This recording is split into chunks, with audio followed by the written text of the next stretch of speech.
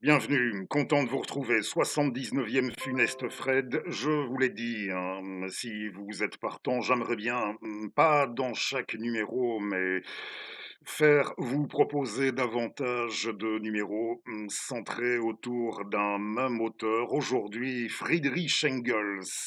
Dans quelques instants, au besoin, oui, au besoin, je vous apprends ce qui a préludé, ce qui a servi de prétexte au choix de Friedrich pour le contenu de ce 79e funeste.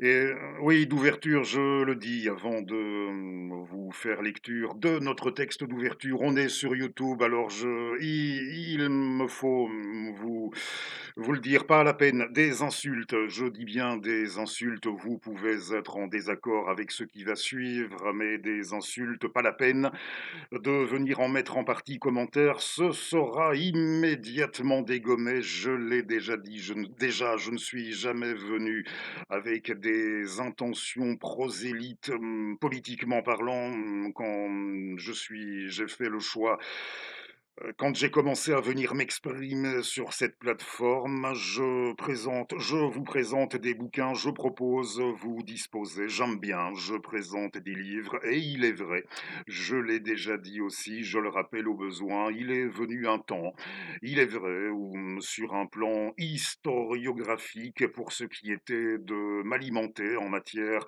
d'histoire contemporaine, d'un certain pain sur le plan historiographique.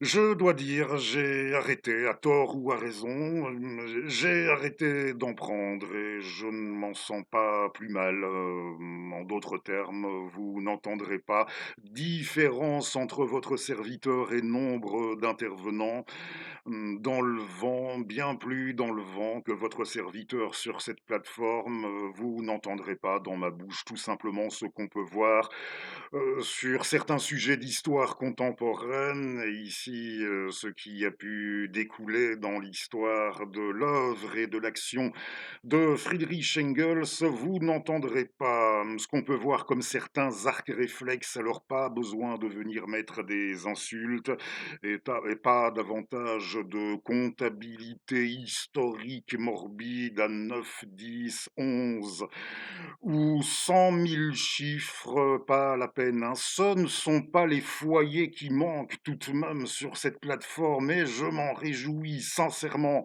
d'avance pour vous, pour ce qui est de mieux vous pousser à jouir de haine pour ça, sur ces sujets-là, des foyers gérés ou non. Nous en parlions la semaine dernière par nos sociologues culturistes ou nos sociologues qu'ils en fassent ou non du culturisme, ou des sociologues, des culturistes ou d'autres. Ce ne sont pas des foyers comme ça qui manquent pour mieux vous pousser à jouir de haine là-dessus, hein. Et sincèrement, je m'en réjouis pour vous. Alors pas la peine de venir vous défouler en dessous de nos modestes contributions à l'histoire de cette plateforme. Je viens de prononcer le mot histoire et lui, Friedrich Engels. Ce jeune Allemand a 18 ans, ce jeune Allemand que son père allait contraindre, lui qui voulait poursuivre ses études, que son père allait contraindre à se lancer tout de suite dans le monde du business, des affaires, dans l'industrie. Ce qui, en définitive, on va revenir là-dessus, ne serait tout compte fait pas plus mal le concernant, on y revient. À 18 ans, ce jeune homme allemand, un brin mégalo, il aimait alors s'identifier, excusez du peu, à Siegfried, hein, celui qui terrasse le dragon, oui, excusez du peu, un brin mégalo, comme pas mal de jeunes Allemands de l'époque. C'est il les avait toutes les dispositions pour en solo, y arriver, s'imposer sur la scène historique de son temps, au choix, comme scientifique, ou comme philosophe, ou comme artiste, ou encore comme homme d'affaires, comme businessman. et en définitive, il aura fait le choix, on a parlé de sacrifice, il aura fait le choix de se faire ainsi qu'il se voyait et qu'on continue en général à le voir, à se faire le second violon d'un autre, dont il a été entre autres le mécène, le second violon de Karl Marx. Pour texte d'ouverture, hein, nos lignes d'ouverture, je pense qu'elles, et je vous dis après pourquoi j'ai choisi ce fragment pour ouvrir de Friedrich, je pense que c'est assez connu, il me les faut, les voici. Alors, la volonté, à propos de, oui, on parlait de Siegfried, de Dragon, hein, on a fait allusion à cet univers de légende, de combat impliquant, il va sans dire, une notion, une dimension de volonté. La volonté est déterminée. La volonté est déterminée par la passion et la réflexion. Mais les leviers qui déterminent directement à leur tour la passion ou la réflexion sont de nature très diverse. Ce peuvent être soit des objets extérieurs, soit des motivations d'ordre spirituel, haine personnelle ou toutes sortes de lubies purement individuelles. On peut encore se demander quelles sont à leur tour les forces motrices cachées derrière ces motivations et quelles sont les causes historiques qui prennent dans les cerveaux des hommes qui agissent, la forme de ces mobiles. Ce fragment est tiré c'est le dernier opus magnum, comme on dit, ouais.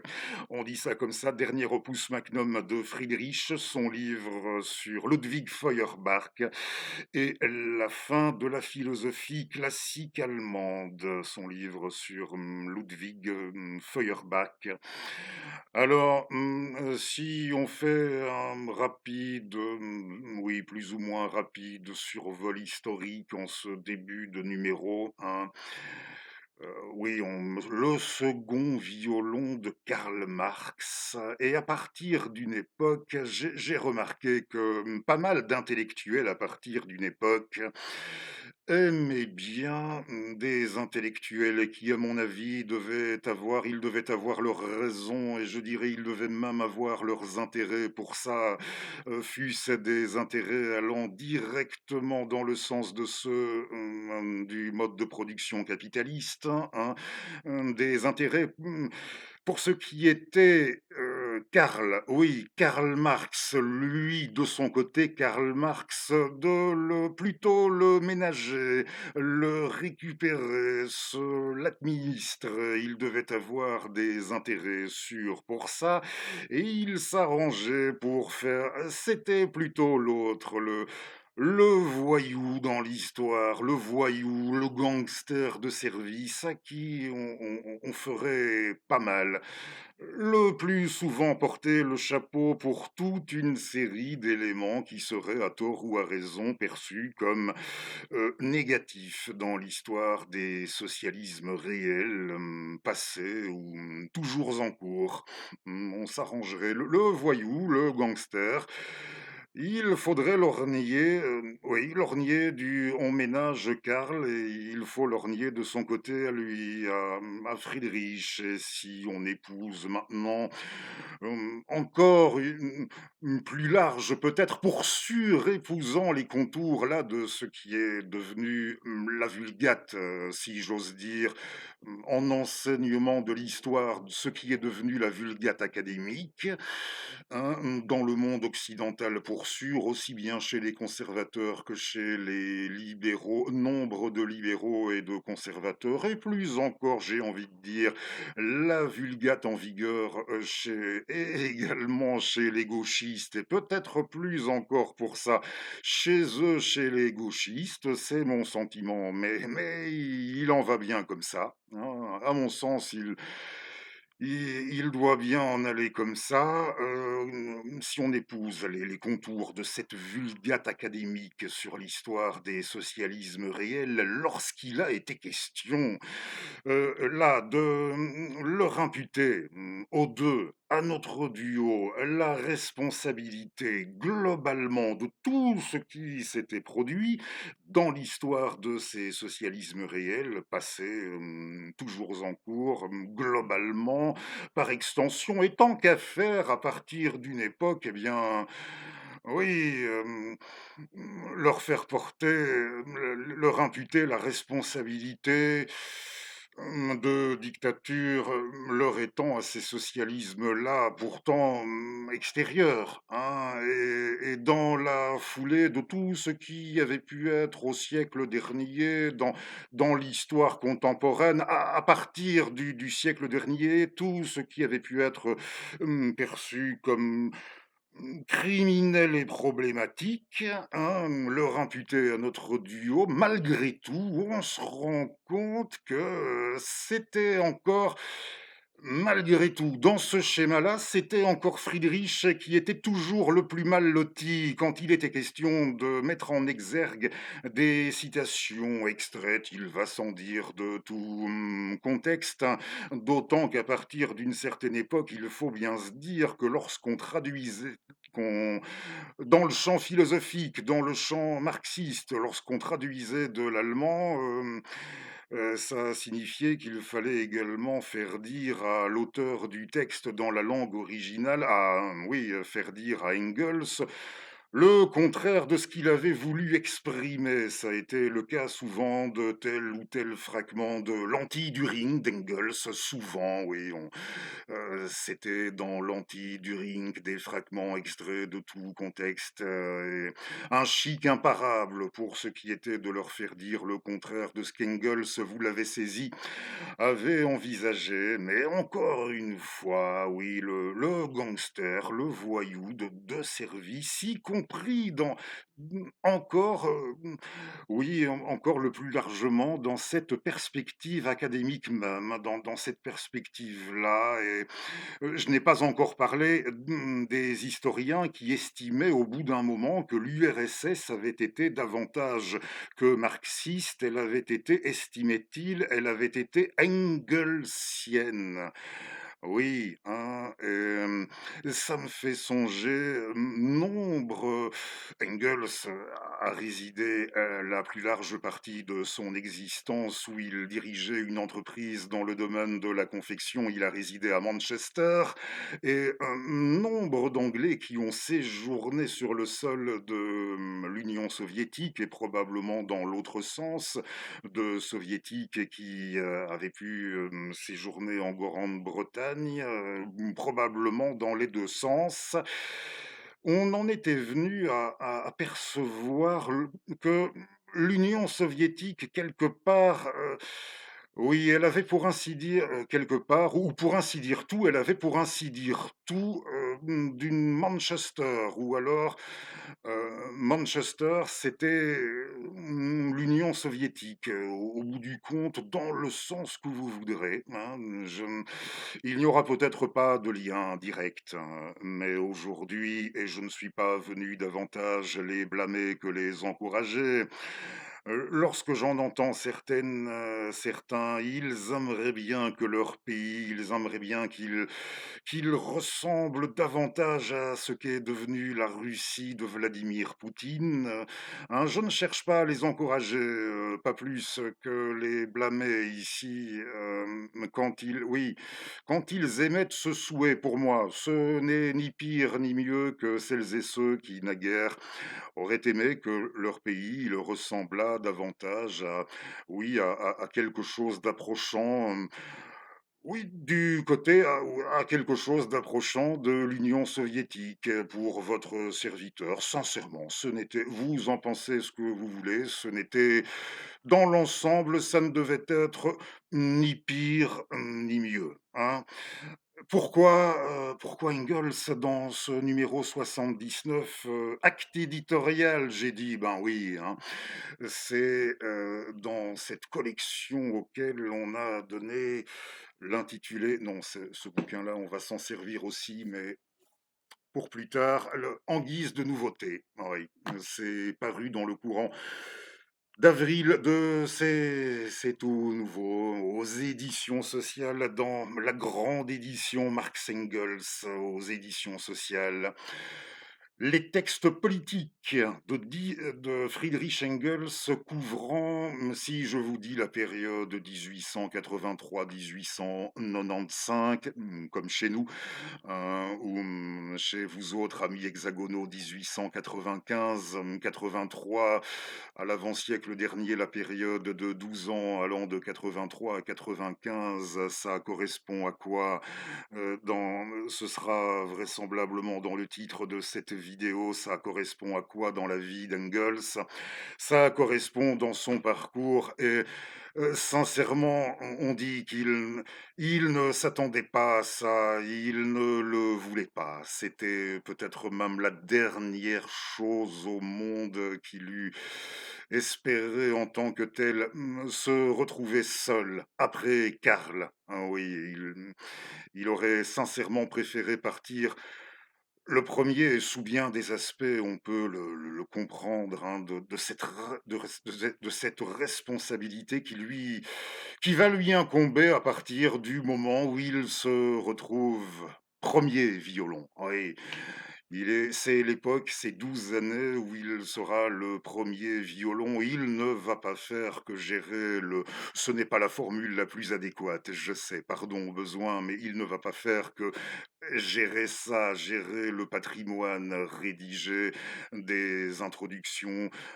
des préfaces qui, rédigées ne l'avaient pas encore été à des livres de Marx ou à des livres, écrits, par lui, écrits par les 2, par Karl et Friedrich, de nouvelles préfaces, de nouvelles introductions qu'il va rédiger, il y en aura quelques-unes, il ne va pas faire que ça, bien sûr. Alors, je précise déjà, on va passer un peu en revue les textes majeurs, les textes les plus importants qu'il y a dans ce volume. Texte politique 1883-1895, il va sans dire, ils sont déjà disponibles chez le même éditeur, dans la même collection, hein.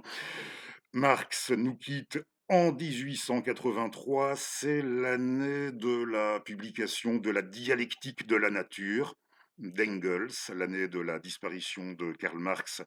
C'est celle de la parution de la dialectique de la nature l'année suivante, un an plus tard, viendra le volume sur les origines de la famille, de la propriété privée et de l'État. En 1880 était paru, 3 ans avant la mort de Karl, était paru le livre sur socialisme utopique et socialisme scientifique. Alors oui, 83, la nature, 84, coup sur coup, hein, l'histoire de la famille, la propriété privée, l'État, et le dernier opus magnum viendra dans les toutes dernières années, celui que nous avons déjà cité, le livre sur Feuerbach. Dans un premier temps, nous allons saluer le collectif qui s'est occupé de cette édition, des textes politiques de cette période, nous devons effectivement cet ouvrage.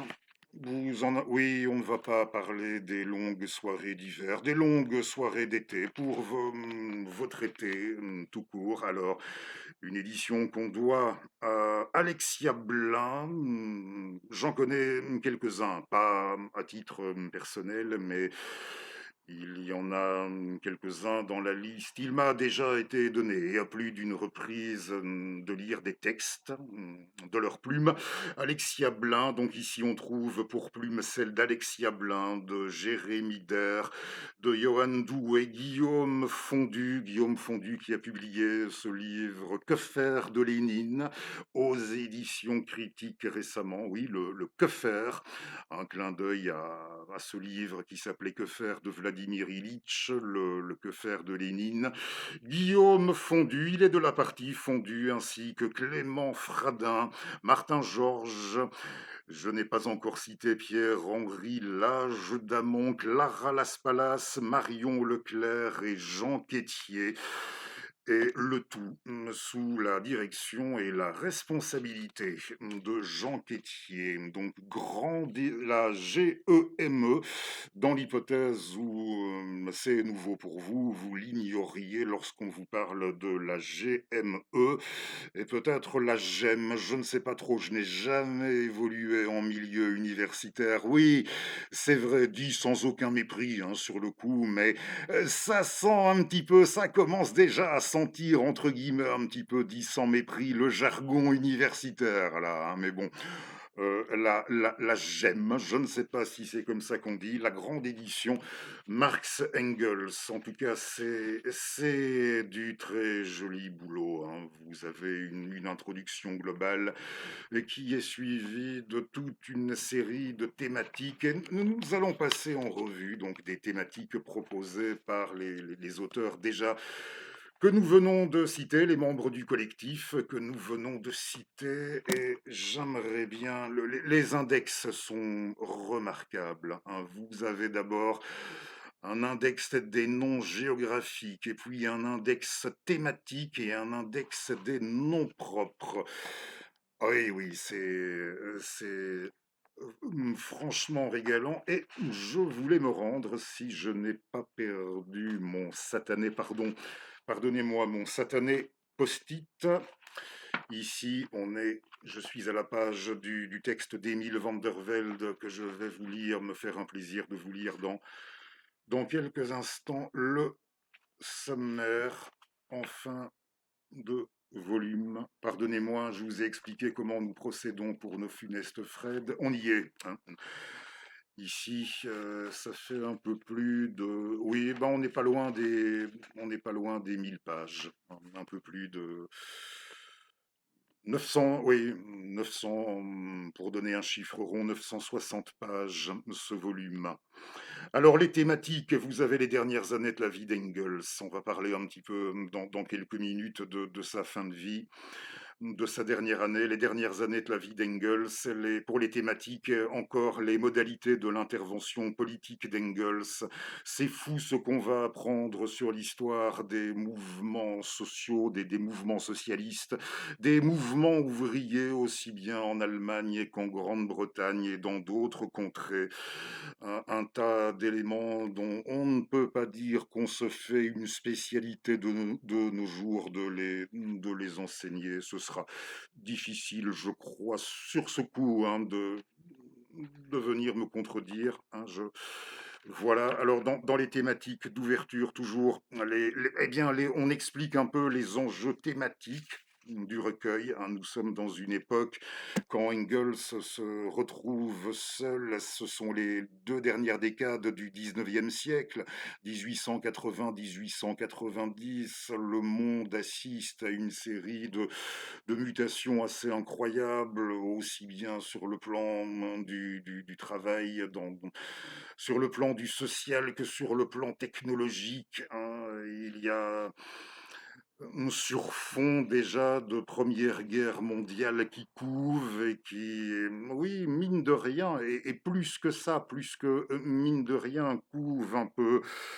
partout, oui, de premier conflit mondial qui couve, hein, et sur fond aussi de la seconde internationale des travailleurs, la seconde organisation internationale des travailleurs. Alors on nous dit pourquoi les textes les textes majeurs que nous allons maintenant vous inventorier sont considérés comme tels. Alors je les cite.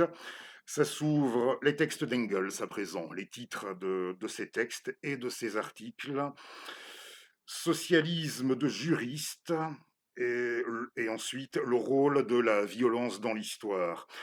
La politique étrangère du tsarisme russe, écrit, là on est dans la tranche 1889-1890. Par conséquent, si je calcule bien, 27 ans avant la révolution en Russie, Engels, dans l'ensemble, il a le sentiment que la fin du tsarisme, ça va signifier l'effondrement du dernier rempart du monarchisme en Europe et ça va avoir il espère que ça aura certaines conséquences du style, l'effacement de la détestation réciproque entre les Polonais et les Russes et l'effacement il espère aussi que ça va entraîner l'effacement, de l'empire austro-hongrois de manière à permettre dans le monde occidental toute une série de reconfigurations qui seront propices à un changement qu'il estime positif dans le sens, bien sûr, désiré de lui et on sait que dans ce monde occidental et ne serait-ce qu'au départ de son pays natal, de son Allemagne natale, on sait, ce qu'il en sera à partir d'un moment, de certaines configurations et reconfigurations. Oui, sur le texte sur la Russie et sur le tsarisme, non, je n'ai pas paumé ma page. Alors les suivants. La politique étrangère, nous l'avons dit, ça s'appelle comme ça, du tsarisme russe, et puis au sujet de l'antisémitisme et l'introduction à la guerre civile en France, une introduction inédite. En 1800, nous sommes déjà en 1891 et il produira encore la critique du programme d'Erfurt, un des plus connus de ses textes.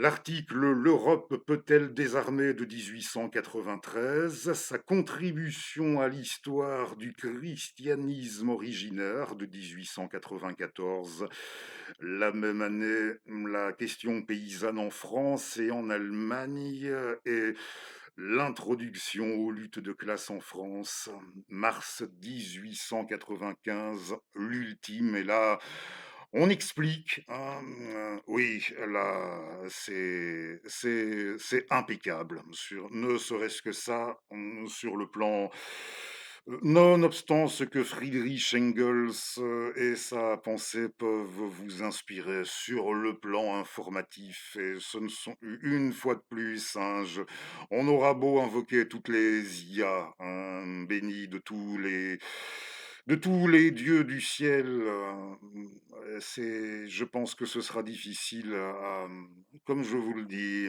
la bonne vieille filière. Bon, ceci dit, il faut reconnaître qu'en neuf, c'est pas à proprement parler un 35 €, ce volume en neuf. Mais essayez tout de même de, oui, méditer tout de même le rapport, j'en dis pas davantage sur ça, le rapport qualité-prix tout de même en rapport de ce qu'on peut donner pour certaines productions impérissables dans le domaine du storytelling ou du... Oui, je ne sais jamais trop comment on prononce correctement ça, le storytelling, hein, oui, dans des bouquins storytelling ou des ne serait-ce que ce genre de choses, un registre, je ne suis pas en train de dire que je là non plus, hein, ne pensez pas que je méprise, mais je parle du rapport sur le plan du rapport qualité-prix et au sujet de ce dernier texte, j'y reviens. Introduction aux luttes de classe en France, on nous dit qu'il y a eu toute une série de controverses au moment des premières parutions, des premières publications de ce texte. Il y a un organe de presse allemand qui l'avait publié sans l'autorisation d'Engels, mais c'était pas tant ça le problème que la façon dont le texte avait été habillé, présenté par le Vorwärts. Oui, c'était le dit organe de presse allemand qui avait procédé à un habillage de presse.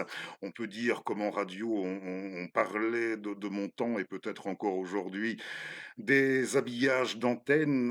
On avait habillé son article de manière, d'une façon quelque peu insinueuse. Il n'avait pas été content du tout, hein, on voulait insinuer qu'il était devenu totalement légaliste, Friedrich, et il n'était pas content du tout. Il était loin d'avoir, renoncé, tiré un trait en soi sur la possibilité d'une révolution qu'on prenait d'une révolution violente, hein, en parallèle à son étude des perspectives sur un plan plus légaliste, dans la direction électorale, dans la direction du suffrage universel, hein. Il a pas mal écrit, on le verra, tout de même là-dessus, mais il n'avait pas été content et ce qui est important à souligner, c'est que c'est la première fois qu'on propose une traduction de ce texte directement basé sur le manuscrit original de Friedrich, hein, pour voilà, c'est pas rien pour cette introduction aux luttes de classe en France. Pas mal de controverses, je vous dis, et encore pas mal d'années après la disparition de notre auteur. Rosa Luxembourg estimait que ce fragment de... Mais Lénine pensait pour sa part que c'était une manipulation orchestrée, quelque part, notamment orchestrée par le SPD, pour, oui, pour noyauter l'image d'Engels. Vous comprenez, pour ne dire que ça, mais Rosa Luxembourg, là, elle imputait, décidément, pour ce qui était de lui imputer des choses, et bien des choses, Luxembourg estimait que s'il y avait eu l'union sacrée de 14, c'était la faute d'Engels et de ce qu'il avait écrit à l'époque de ce texte. Donc, c'était l'avis de Rosa Luxembourg et d'autres. Ce n'était pas celui de Lénine. Bref, Lénine avait une autre approche de la chose. Vous irez voir. Voilà, au sujet de ce qui fut le dernier texte d'Engels en 1895, l'année 1895. Si on vous pose, je ne sais pas si on vous posera un jour la question dans un quiz ou ce genre de compétition, quelle fut la dernière personnalité originaire de Russie qu'Engels aura fréquentée dans sa vie? Dernière personnalité connue, assez connue, eh bien, c'était Vera Zasulich, dont Dostoïevski avait, il est vrai, suivi le procès, hein. Vera, elle avait été acquittée, un procès médiatiquement très retentissant pour son temps. Elle avait été acquittée. Après, il n'était pas mort, il avait été seulement blessé, le général. Elle avait ouvert le feu sur un général qui avait bien tabassé un de ses homologues révolutionnaires en prison. Le général n'était pas décédé, Vera avait été acquittée à l'issue d'un procès assez retentissant et elle fera partie des personnalités marquantes du menchevisme au début du XXe siècle, assez critique alors à l'adresse de Vladimir Ilitch. Oui, c'est Zasulich. Dans les derniers mois de sa vie, il nous quitte au mois d'août 1895. À l'hiver, on nous dit que Engels reçoit Vera chez lui en Angleterre. La première publication de son texte ultime dont nous avons assez bien parlé, c'est au mois de mars et c'est le même mois en mars que son médecin l'informe. Oui, il a le crabe, du larynx et de l'œsophage. Voilà, il est informé de son cancer au mois de mars. Il nous quitte en août. Friedrich Engels, pas même atteint ses 75 ans, ses 75 ans. Et je peux préciser qu'il disparaît les grandes pointures littéraires qui nous quittent la même année. Un peu plus jeune, à pas même 60 ans, Léopold autrichien, pour sa part Léopold von Sacher-Masoch, de la Vénus à la fourrure et de bien d'autres ouvrages, hein. Il n'a pas écrit que celui-là, un auteur qui lui aussi s'est beaucoup penché. On va dire, très sommairement, on dira simplement ça sur la sociologie de son temps sur le domaine des sciences sociales, Léopold von Sacher-Masoch. Il nous quitte la même année que Friedrich en 1895 et c'est l'année de la disparition aussi Alexandre Dumas, fils à 71, 71 ans. Berthe Morisot, artiste peintre française, prend congé de nous aussi dans le courant de l'année 95 et on apprendra aussi à un moment le décès dans le pays natal, pour retourner dans le pays natal de Friedrich, le décès d'un industriel de l'automobile, Opel. Ah oui, monsieur Opel, meurt en 1895. C'était pas mal, de mettre un peu en vis-à-vis et en matière de vis-à-vis, je ne sais pas ce que vous en pensez. De la même manière que nous venons d'évoquer les derniers temps, la fin, hein, on vient d'évoquer en quelques étapes la dernière année de Friedrich. Pourquoi ne pas effectuer un gigantesque bond dans l'autre temps en direction de son éclosion, de ses débuts, de sa jeunesse, mais avant, si vous permettez, une petite parenthèse au sujet du contenu des bouquins, du choix de nos bouquins dans Funeste Fred. J'ai pu me rendre compte, bon, ce n'est pas la première fois non plus que je le dis, je ne dispose plus depuis très longtemps de services de presse. À vrai dire, sur internet, sur la toile, je n'en ai jamais disposé dans des vies antérieures, dans d'autres, secteurs d'activité socio-professionnelle. Oui, ça m'est arrivé, je vous ai déjà raconté, mais depuis que je suis sur cette plateforme, jamais, hein, nous n'avons jamais disposé de services de presse et nous n'avons jamais ambitionné non plus d'en avoir, hein, j'estime pour diverses raisons, je ne vais pas perdre mon temps à revenir là-dessus aujourd'hui, mais pour diverses raisons que pour ça, pour nous, là encore, ce n'est pas plus mal. Mais c'est que nous sommes à une époque, ça a donné son titre à l'un de nos numéros antérieurs, un des plus visionnés, je crois tout de même, oui, à notre échelle, ça s'appelait «Et il y a plus de gens qui écrivent que de gens qui lisent». Bon, je ne reviens pas sur la question de savoir si c'est bien ou c'est mal aujourd'hui, c'est pas le sujet, mais c'est que des bouquins, il y en a pas mal qui continuent à sortir tous les mois, à tort ou à raison, et déjà rien qu'à l'échelle, pour échelle, celle de la cité natale de votre serviteur, qui est tout de même, bon, elle a une certaine renommée sur le plan folklorique, historique, mais c'est tout de même une assez petite commune, et ce qu'il peut y avoir depuis de vocations Heu, dans le courant de ces dernières années, rien qu'à l'échelle de ma cité natale, c'est assez incroyable. Je n'irai pas jusqu'à dire qu'on en est à un point où,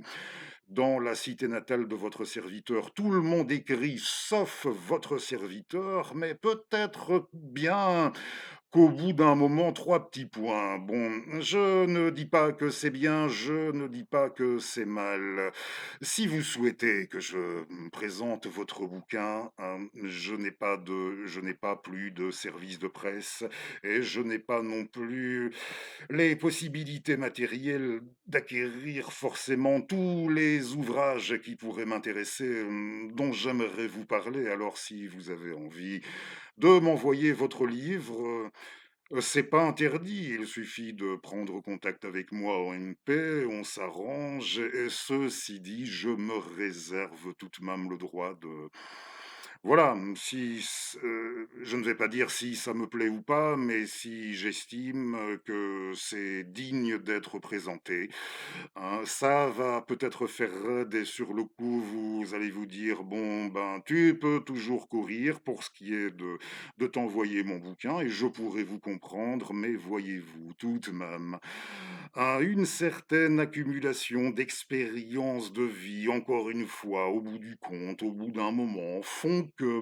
voilà, 3 petits points. Mais Il ne faut pas hésiter, hein, si vous voulez m'envoyer vos bouquins, hein, j'en prendrai connaissance, avec ravissement, ça pour sûr. Je ne peux pas, dans l'absolu, vous garantir que j'en parlerai. Ceci dit, donc c'est voilà, c'est comme vous voulez. Pour ce qui est de vos bouquins, et ça vaut aussi pour les expositions, ça peut valoir pour les expos ou pour différentes manifestations culturelles, ça peut valoir pour des concerts, des présentations de nouveaux albums, que sais-je. Voyez-vous, c'est que ça m'est arrivé, hein, de présenter des ouvrages, de présenter des œuvres. Je sais que leurs auteurs ne m'avaient rien demandé, mais si ça n'a pas été énorme, ça pourrait, à mon avis, ça pourrait déjà se compter sur les doigts de plus d'une main, oui, de plus d'une main, facilement.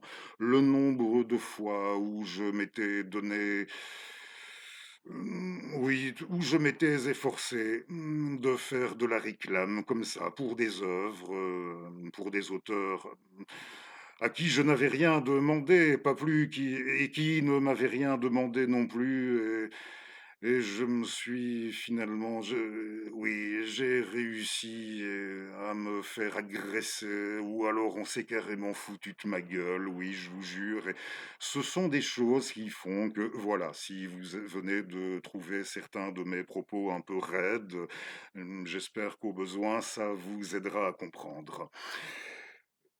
Oui, ben, n'hésitez pas, hein, si vous souhaitez m'envoyer votre livre, votre roman, votre essai, que sais-je encore, hein. C'est oui, j'ai assisté ces dernières années dans le chef de mes concitoyens à l'éveil de pas mal de vocations, si pas l'éveil de pas mal de vocations, des je dois dire des livres écrits par des gens, des personnalités que je connaissais bien, qui, certaines m'étaient déjà assez familières, et là, du coup, j'avoue, je ne pouvais que me réjouir de les voir persévérer dans une certaine voie, mais une fois encore, je n'ai pas la possibilité de me procurer, tous les ouvrages qui pourraient nous intéresser, alors voilà.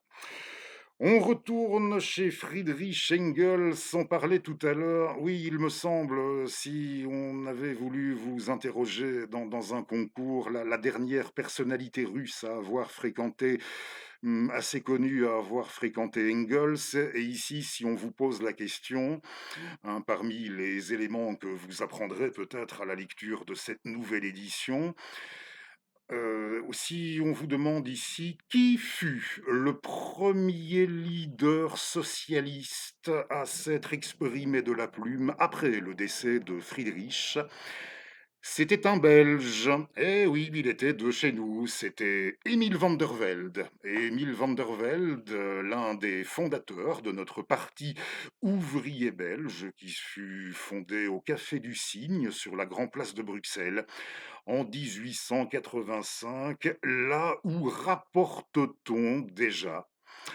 Marx et Engels, âgés respectivement de 30 et 28 ans, avaient célébré la touche finale de la rédaction en 1849 de ce que vous savez, en 1848, de ce que vous savez de ce manifeste. Oui, c'est un Belge qui s'est exprimé, je vais vous lire son texte, il n'est pas bien long. De la même manière que je me souviens avoir vu Friedrich Engels s'incarner à l'écran, ça n'a pas dû être très courant par un très bon comédien belge. C'est lui qui jouait dans le film La Balance, avec Madame Nathalie Baye qui vient de nous quitter. Salut, respect à la mémoire de Madame Nathalie Baye. Dans le film La Balance, il jouait le rôle, dans Les Flics, il jouait le rôle du Belge Jean-Paul Comard, et il y a un peu plus d'une trentaine d'années, sur France Télévisions, un téléfilm vraisemblablement tiré du livre sur Jenny Marx de Madame Giroux. Oui, Jenny Marx, ça devait s'appeler Jenny Marx, la femme du diable. Ouf, qui la femme du diable.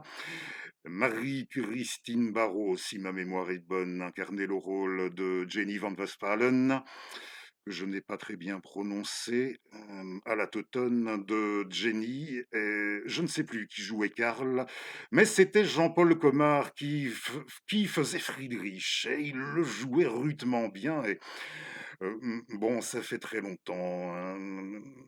Je ne peux plus vous dire si dans l'ensemble c'était franchement bien ou pas, ce film pour la télévision. C'était un téléfilm, oui, mais j'avais bien aimé Engels, incarné par mon compatriote, et notamment dans cette fameuse séquence en 1848 où il peine, on montre comment ça s'était passé, ils sont là, ils peinent à trouver le terme le plus adéquat pour le manifeste du PC de 1848, du Parti communiste, oui. On aura prononcé, on aura prononcé le mot, le manifeste du Parti communiste de 1848. Il passe en série toute une, oui, il y en a toute une rafale comme ça. Il n'arrive pas à trouver le bon. Déclaration, on trouve. Déclaration, ça fait un peu trop. Engels,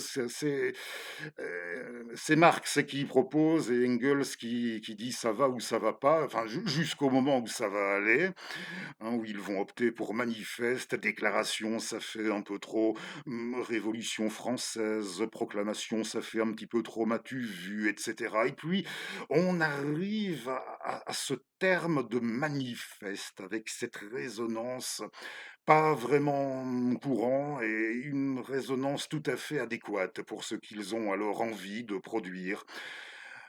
Oui, pour, en guise de production de textes dans l'histoire de leur temps, et lorsque Marx propose manifeste, Engels, ravi, oui, s'exclame comme ça: «Parfait, parfait manifeste». C'était une belle séquence, mais ça remonte à pas mal d'années, hein. Peut-être que c'était pas terrible ce téléfilm dans l'ensemble. Bon, c'est pas non plus au cœur de ce numéro. Je vais vous lire le texte d'Emile van der Velde. Oui, du grand leader, c'est vraisemblablement notre plus grand leader socialiste, leader du parti ouvrier belge, monsieur le camarade Van der Velde. Et ici, ce texte nous est présenté dans l'édition comme un rapport sur un entretien d'Emile Van der Velde avec Frédéric Engels, et mon compatriote Émile, orthographie. Il écrit Frédéric comme moi, avec un C. Oui, ça se serait passé vers le 1er janvier, précise-t-il, 1895, toujours l'année ultime, en somme. Et ce texte a été publié dans Le Peuple. Hein, donc oui, cet entretien aurait eu lieu au mois de janvier, l'année de la disparition de Friedrich, et le texte serait paru le 8 août, le décès de Friedrich le 5, donc 3 jours après. On se reporte dans le contexte de l'époque. C'était assez rapide dans le journal d'une presse étrangère, pour sûr, Le Peuple, le journal Le Peuple, le numéro 220 daté du 8 août. Et Van der Velde écrit: «Je le vois encore, au lendemain de nos élections d'octobre, dans son cabinet de travail encombré de journaux, accourant à moi, les mains joyeusement tendues, disant avec un léger tremblement fébrile dans la voix le bonheur que lui avaient donné nos bulletins de victoire. Dites-leur bien, cher ami, à nos compagnons de Belgique, qu'ils sont, avec la Saxe, le peuple d'élection du socialisme international, et que je serais bien heureux de les voir délégués par le Parti ouvrier au prochain congrès de Londres.» Voilà, le texte d'Émile. Alors, ce serait... Oui, je vais vous lire les notations, tant qu'à faire. Ce texte, bon, on a dit quand il avait été publié et où, hein, dans l'organe central du POB, et il constitue le compte rendu d'une conversation entre Engels et Van der Velde, qui a eu lieu à Londres aux alentours du 1er janvier, contrairement à ce qu'affirme Van der Velde qui lui avait indiqué la date du 22 octobre 1894. Tout le monde peut se tromper. Et oui, dans le texte, il est question, il s'agit, on peut le préciser aussi, il s'agit des élections législatives d'octobre 1894, qui sont les premières, ajoute-t-on, à se tenir au suffrage universel. C'est vrai, c'était les premières à s'être tenues au suffrage universel. Chez nous, nous étions en 1894, un an avant la mort de Friedrich. Élection au suffrage universel, et ça n'avait pas été facile à obtenir, hein. Oui, le parti, la principale force conservatrice de l'époque, le parti catholique, pour ne pas le citer, trouvait ça absolument fou. L'augmentation du nombre d'électeurs, voilà, complètement fou. Je cite donc des élections à l'issue duquel, de fait, le POB avait obtenu près de 19% des voix et 28 députés à la Chambre des représentants, notre Parlement. Alors le congrès en question, hein, quand Friedrich dit qu'il aimerait bien voir les Belges présents à ce prochain congrès, il s'agit du quatrième congrès international socialiste qui devait se tenir à Londres du 26 juillet. Là, Friedrich ne serait déjà plus de ce monde. Il aurait lieu du 26 juillet au 2 août 1896, et à n'en pas douter, nos camarades belges alors présents, oui, il dut y avoir au moins un moment, ils ont dû avoir un moment, une tournée, une pensée intense tournée dans la direction de sa mémoire à lui, à Friedrich Engels. Je disais qu'on allait s'aventurer un petit peu, oui, pour terminer ce numéro dans ses débuts, hein. La jeunesse d'Engels, mais à elle seule, elle pourrait faire l'objet d'un numéro entier. Si intéressé, dans la même collection, vous avez en 2 volumes les écrits de jeunesse d'Engels qui vont de ses 18 à ses 23 ans. Hmm. Il a vu le jour dans le nord, Rhénanie-Westphalie, non loin de Wuppertal, dans un patelin dont la population, via l'industrialisation, sans doute a triplé en l'espace d'une trentaine d'années. Et il voit le jour en 1820, cadet de 2 ans de Karl, dans cette localité proche de Wuppertal. Et, son père est industriel. Avec sa mère, il gardera toujours un bon contact. Sa mère, issue d'un milieu qu'on dirait aujourd'hui plutôt milieu enseignant. Et c'est pour dire, ils auront toujours de bons rapports. Sa maman, qui un jour à Noël lui offrira un recueil de poésie de Goethe, et c'était vraiment pas le genre dans la région où il vivait, hein. Et oui, avec sa mère, ça ira toujours très bien. Avec son père, ce sera une autre paire de manches. Bon, l'Allemagne en 1820, l'année où en France Lamartine se fait enfin connaître comme poète, pardonnez-moi, avec son recueil de poèmes. C'est l'année des méditations poétiques de Lamartine en France, et en 1820, l'Allemagne, qui a connu paradoxalement peut-être un incroyable regain de liberté d'expression à l'époque de la présence de l'occupation française napoléonienne. Eh bien, là, au contraire, à partir de ces des décades qui viennent ensuite, on va assister un peu partout dans le monde germanique, confédération allemande comme Autriche, Metternich, ça, oui, Metternich, à mon avis, vous connaissez déjà, hein, il suffit de prononcer son nom, celui-là, Metternich, hein, le cœur de la restauration, de la réaction qui sera finalement renversée en 1848. Mais ce ne sera pas facile d'obtenir ce genre de choses, et à l'époque où Friedrich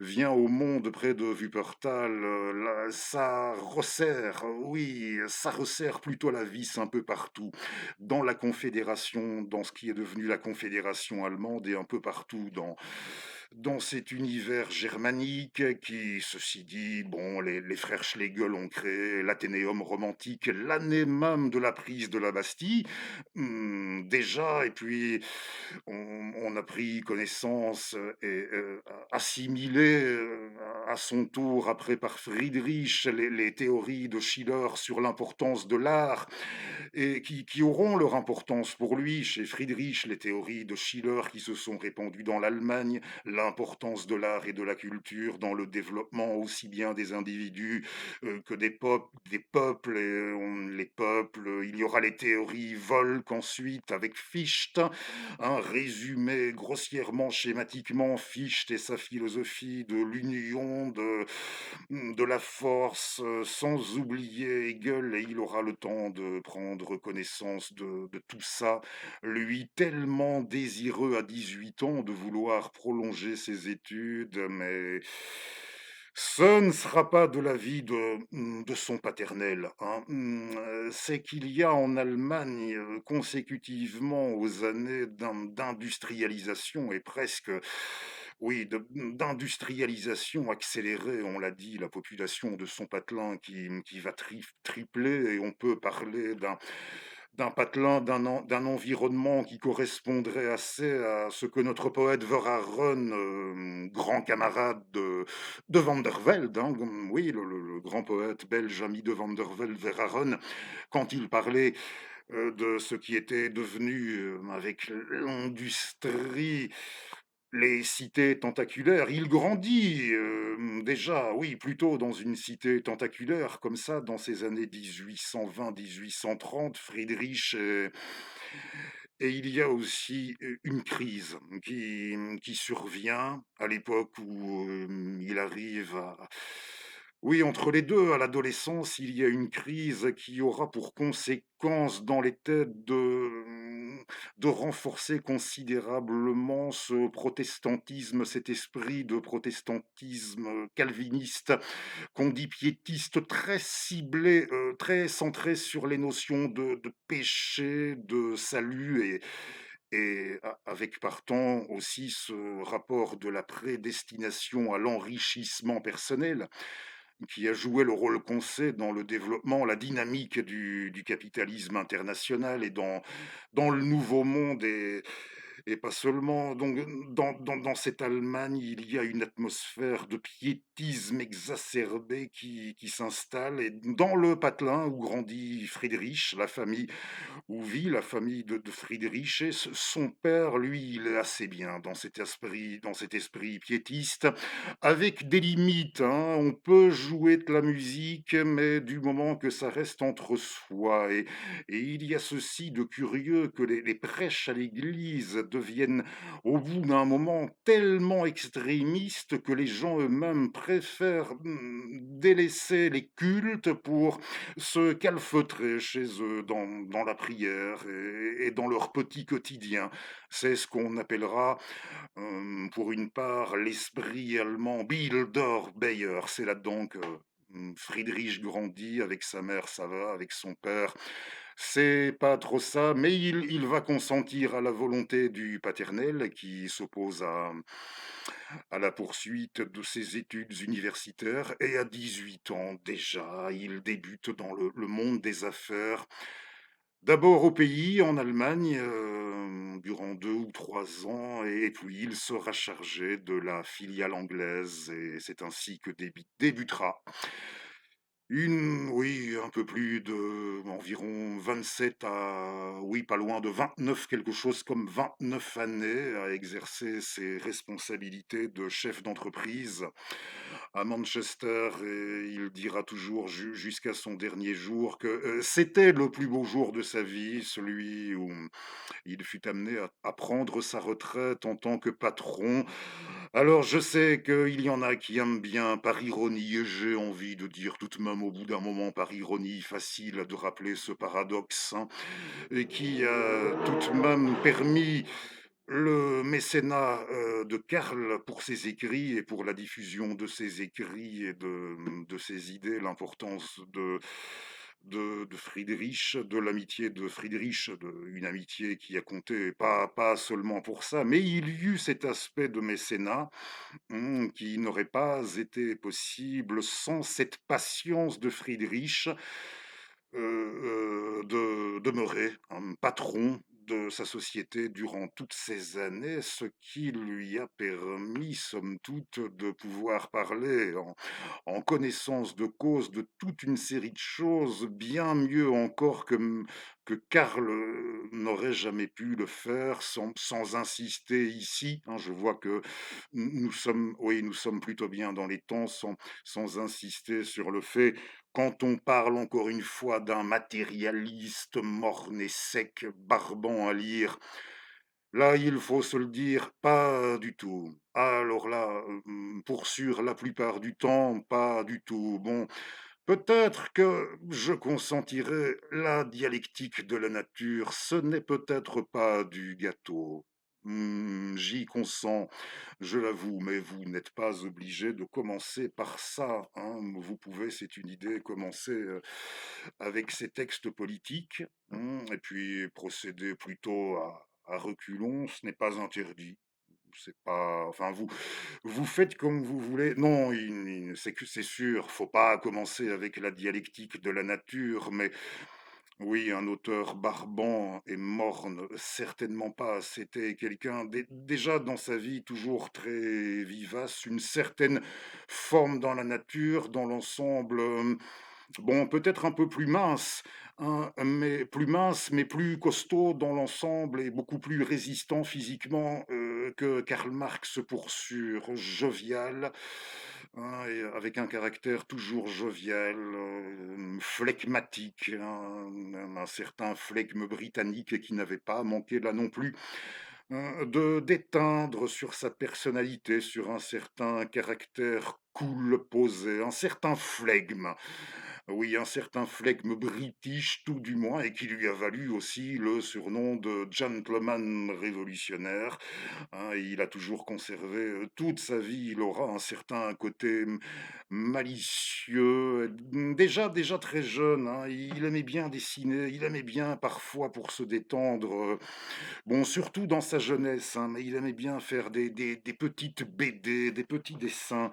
Euh, Engels, je m'étais promis de ne pas clôturer ce numéro sans vous en avoir montré quelques-uns. Je reviens sur cette histoire de paradoxe.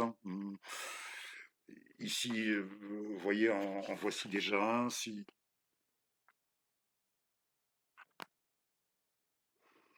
voilà, ça montre un petit groupe de... Oui, c'est plutôt du genre fêtard, un petit groupe d'Allemands fréquenté par lui dans sa jeunesse. Et il s'est dessiné aussi. Il s'est dessiné attestant du fait qu'il s'était déjà mis au tabac qui... Bon, il n'y a pas que ça qui a dû jouer, mais c'est clair que ça ne lui a pas porté chance sur le long terme. Allez, il y a une belle image du côté de la page. Oui, oui, voilà, pardonnez. Ici, Engels. Ben vous avez déjà ici un portrait de lui dans son hamac. Oui, il aimait bien après le dîner, une rapide petite sieste dans son hamac. Bon, oui, on parle bien du Engels encore jeune, hein, à ses débuts. Il a dû adopter tout de même un rythme de travail un peu plus conséquent, un peu moins, pardonnez-moi, entre guillemets, un peu moins glandeur, hein. C'est l'impression que ça peut donner. Mais encore une fois, bon, j'y reviens. Je vais vous montrer le dessin. Oui, ici, il fait l'escrime avec des camarades.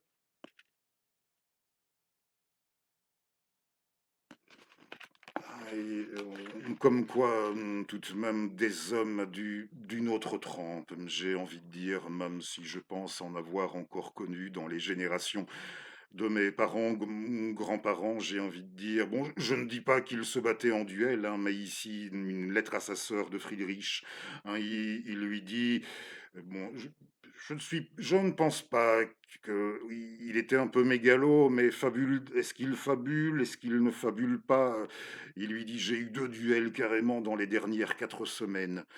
Mon 18-19 ans à tout casser, donc j'ai eu 2 duels dans les dernières 4 semaines. Mon premier adversaire a retiré les termes de John So. Oui, il n'avait pas aimé se faire traiter de John So, dont il m'avait gratifié après avoir reçu une gifle de moi. Et puis, il raconte qu'il s'est encore battu hier avec le second en duel et il lui aurait fendu le front du haut en bas à la suite d'une première garde parfaite. Il est fier comme un coq.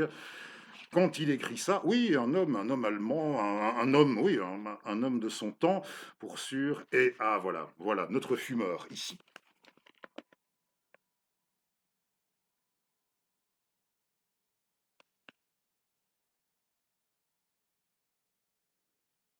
Et un autre autoportrait de pied en cap, Friedrich Engels, vous aurez vu son écriture. C'est un peu facile, hein. C'est clair que si on va, bon, aujourd'hui, j'ai plus le temps d'en dire, d'en parler beaucoup, mais la plus récente biographie traduite en français de Friedrich Engels, le gentleman révolutionnaire, on la doit hein, aux spécialistes de l'époque victorienne, aux Britanniques spécialistes de l'époque victorienne, Mr. Tristram Hunt.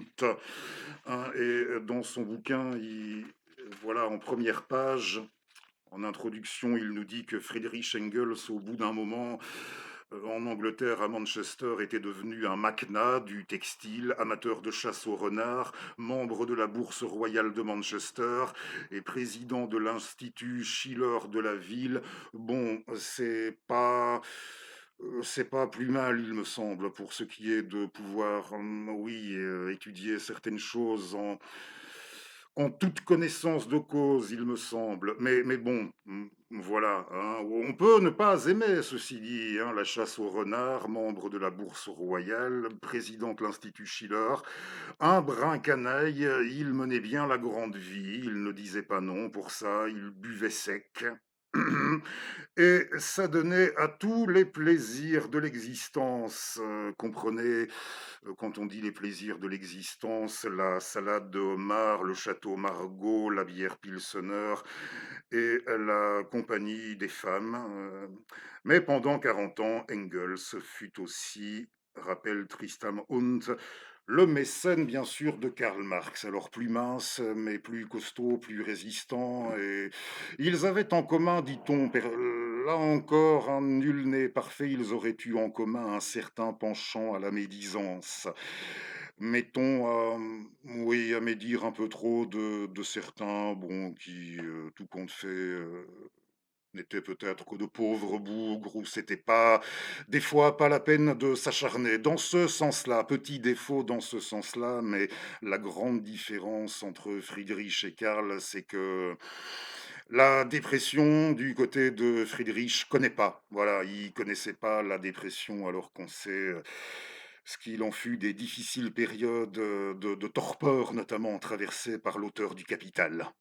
Ben, je pense que ça ira comme ça pour aujourd'hui. Alors, non, ça ne sert à rien de la ramener sans arrêt avec ce paradoxe, soit dans un esprit soi-disant de cynisme de notre gentleman révolutionnaire, de notre businessman marxiste, oui, oui, de notre capitaliste révolutionnaire, car je ne prétends pas, je ne suis ni marxologue, non, je ne prétends pas, mais il ne faut pas une connaissance très avancée dans le marxisme pour avoir compris que c'est d'abord les premiers éléments à acquérir, à saisir, c'est ça, c'est apprendre à décrypter ces contradictions et à les assumer dans le cours d'une existence tant qu'on n'est pas sorti des incidences de tel mode de production, des rapports de production capitalistes,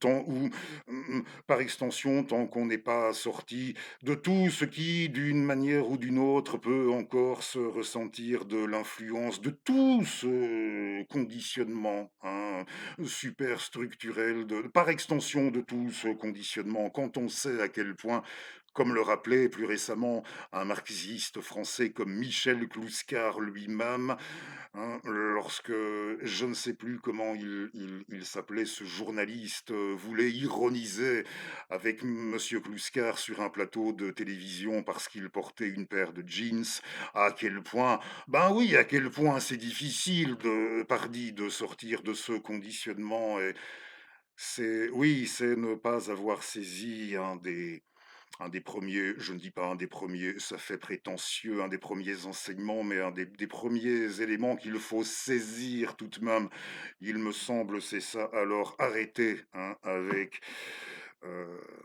avec cette volonté, on parlait de volonté d'ouverture, alors ici, pour volonté d'ironiser, bof, hein. Je vous remercie de m'avoir suivi. Je ne sais pas s'il est apparu à l'écran.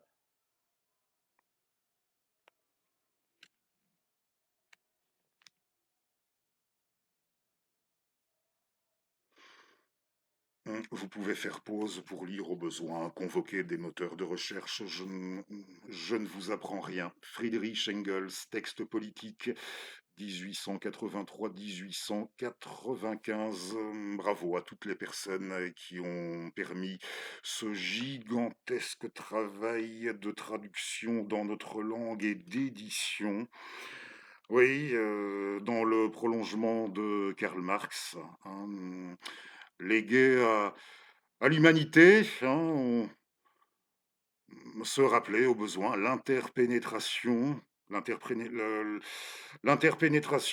des contraires et la négation de la négation pour nous aider à décrypter, à comprendre aussi bien l'évolution des lois, des lois naturelles, des lois physiques et immanquablement des lois sociales. Et j'aurais bien soin de clôturer en disant que pas plus que lui, il me semble, ne l'aura jamais perçu de la sorte, hein, en dépit de ses réputations de mécanisme, d'autoritarisme et de tout ce dont ont voulu lui faire porter, à tort ou à raison, hein, je laisse tout ça ouvert à vous de débattre, vous en pensez ce que vous voulez, en dépit de tout ce dont on a voulu le rendre responsable, il ne se serait jamais... Oui, je ne pense pas qu'il aurait trop apprécié, en dépit de la Sainte Famille, d'avoir contribué à la Sainte Famille d'un écrit qui s'appelait de la sorte. Je ne pense pas qu'il se serait tenu pour valeur d'évangile, hein. Il disait qu'il venait, que son patelin d'origine en Allemagne, il voyait ça, il s'en souvenait comme du temps de son père. Il disait que c'était la sillon de l'obscurantisme, la région de son patelin natal en Allemagne, alors se voir comme l'évangile, je ne sais pas trop, et il va sans dire que nous ne tenons pas ici tout ce que nous avons rapporté de Friedrich Engels comme nécessairement parole d'évangile. Voilà, j'ai fait ce que j'ai pu. Encore une fois, je ne suis pas prof de philo, ce n'est pas ma branche, hein. Le bouquin, avant tout, hein, vous donner ou ne pas vous donner envie. Si vous permettez encore un petit souvenir, je ne suis pas membre de ce parti et je n'en fais pas la promotion ici, ce n'est pas le but. Une anecdote, c'était aux élections municipales, communales chez nous en Belgique en 1994. Dans le cadre de mes activités radio, dans le cadre des élections, je les avais reçus comme des représentants avec des collègues de radio, je les avais reçus comme des représentants d'un peu toutes les formations politiques qui se présentaient à l'époque, et oui, des représentants du Parti du Travail de Belgique. Je ne suis pas membre et je n'ai jusqu'à présent connu qu'un très petit nombre, un très faible nombre de membres de cette formation politique belge unitaire, le Parti du Travail de Belgique. Et à l'époque, il n'avait pas encore, loin s'en faut, les scores d'aujourd'hui. Je ne fais pas de prosélytisme, je vous rapporte ceci. Renvoyez encore à votre appréciation, je me souviens de ces deux bons hommes, pardon, de ces deux camarades qui étaient venus nous trouver en studio pour la présentation de leur programme, et je dois dire qu'en ce temps-là, j'avais 22 ans et je n'avais, pour ainsi dire, non, je n'avais pas encore maturé en quoi que ce soit. La question du communisme, le communisme dans l'histoire, je n'avais encore rien maturé, sur le plan de ce que je pouvais avoir en guise de caboche. Je n'avais encore, j'avais pas encore tenté, ne serait-ce que d'essayer de maturer vraiment quelque chose là-dessus, mais j'avais été touché, par ces hommes issus manifestement du monde du travail et par leur volonté de lire, de découvrir des textes, de les approfondir. Avec, manifestement encore, ce n'était pas de la pose, une endurance qui, ne m'aura jamais et qui, je crois, ne m'aura jamais caractérisé et ne me caractérisera plus. Oui, cette volonté de la poursuivre, cette endurance dans leur chef, et même si à l'époque, pas un instant, je ne me serais interrogé sur quelques sympathies que j'aurais pu, avoir à tel ou tel endroit avec leurs idées. Pour sûr, j'avais été très touché par l'abnégation et l'engagement de ces hommes, oui, et je ne sais pas ce qu'ils sont devenus, c'était tout de même, ils étaient déjà, oui, ils faisaient déjà bien partie de, ce que j'aurais appelé à l'époque mes aînés. Je ne sais pas ce qu'ils sont devenus, s'ils sont toujours parmi nous. Je peux leur dédier, ce numéro, et à un moment donné, nous avions parlé un peu de bouquins, hein, comme ça arrivait souvent quand l'ambiance était plutôt détendue. Et avec eux, je dois dire, comme avec des représentants, comme ça pouvait arriver avec des représentants de formations antagonistes, c'était plutôt cool et on avait, mais avec eux, je dois dire, j'avais réussi à parler un peu plus de, pas de politique, mais de bouquins, et à un moment donné, le plus âgé m'a recommandé, il m'a dit: «Il y en a un qui est bien, que vous devriez lire, c'est Friedrich Engels». Alors je n'ai pas attendu, la parution, je n'ai pas attendu cet acte éditorial me concernant, pour m'y mettre, mais c'est comme vous voulez. Pour s'y mettre, oui, c'était sa recommandation. Il est bien celui-là. En hommage ici, ce numéro à l'abnégation et quelque part au courage de ces hommes, sans prosélytisme, je dis bien. J'étais touché par l'abnégation, l'engagement, le courage de ces hommes dans une époque, il faut bien l'avouer, où tout semblait, c'était le degré zéro, hein, de leur chapelle, entre guillemets. On parlait du degré zéro de leur chapelle à une époque où tout absolument semblait leur donner tort, et moi je tenais ici à saluer leurs souvenirs, et pour vous dire que oui, hein, il est bien celui-là, Friedrich Engels, vous devriez, et de fait, il n'est jamais trop tard. Merci à vous et à bientôt pour un numéro 80. À bientôt.